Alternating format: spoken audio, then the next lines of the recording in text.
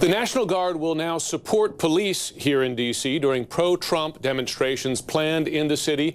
This ahead of Congress's vote tomorrow to certify the election results. And I'll tell you, Poppy, being here in Washington, there's genuine fear here about this getting out of hand. Does it feel different, Jim, than around the election? It feels similar, frankly, and you see police presence, you see billboard, wood going up over windows, etc.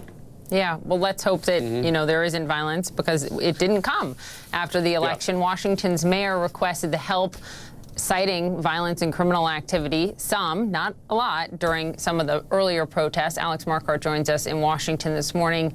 Alex, good morning. What do you know about how many National Guard members will be activated, where they're going to be, what they're going to do? Hi there, Poppy. Well, we've learned, I've been told by the mayor's office, that the number of D.C. National Guardsmen being called up is around 340. At any given time, it's going to be about 100 troops out in the streets. As you mentioned, they are here. They will be out to be reinforcing the Metropolitan Police Department, but it certainly speaks to the scale and the scope of the protests that they are expecting. They will be unarmed. The mayor of D.C. made that request in her letter. D.C. is not a state, so she does not have control over the National Guard troops, so she had to request them. Here's a little bit more of what the mayor said about what she would like for these National Guard troops to do. Well, they're supposed to be unarmed. I've never requested armed guard in my time as mayor, but we think it's helpful to have our D.C. Guardsmen who are our guard that I have requested from the Secretary of the Army to assist MPD with traffic management.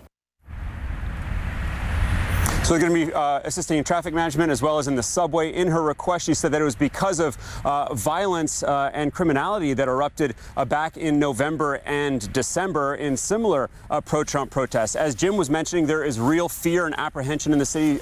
Streets have been shut down. There's a large police presence. We are expecting over the course of the next 48 hours a significant number of people, different rallies in different locations. I'm at one of those locations here on the Ellipse. This is just south of the White House. You can see that stage right there, and the president himself has said that he will be making an appearance. One of the groups that is set to be in town is the Proud Boys, the far-right group that has been supporting the president, and their leader, Enrique Tarrio, was in fact arrested last night here in D.C. For destruction of property. Back in December, he and others tore down a Black Lives Matter banner at a black church. He admitted to that. He was also found to have 2 high-capacity firearm magazines on him, for which he was also charged. Jim and Poppy?